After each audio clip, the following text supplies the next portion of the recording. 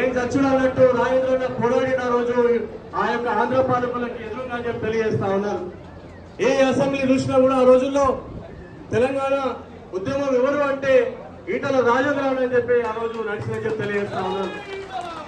అసెంబ్లీలో ఎక్కడ పెట్టుకుంటావు రాజేంద్ర, పట్టుమని 10 సీట్లు లేవు నీకు, ఎట్లా సాధిస్తావు తెలంగాణ రాజశేఖర రెడ్డి అడిగితే నేను ఎట్లా సాధిస్తాను అని చెప్పి తన సొంత భూములు అమ్ముకొని తెలంగాణ కోసము అహర్నిశలు ఆర్థికంగా శారీరకంగా అన్ని రకాలుగా కష్టపడి నడిపించినటువంటి వ్యక్తి మన ఈటల రాజేంద్ర, మన బడుగు బలిగిన వర్గాల బిడ్డ అని చెప్పి తెలియజేస్తా ఉన్నాను.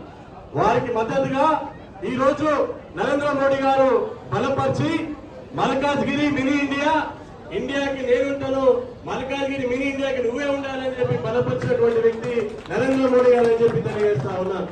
మరి అలాంటి బిడ్డని ఈరోజు బలపరిచి మన ముందు పంపిస్తే మన చెమట వాసన తెలిసిన వ్యక్తి, చెమట వెనుక కష్టం బాగా తెలిసినటువంటి వ్యక్తి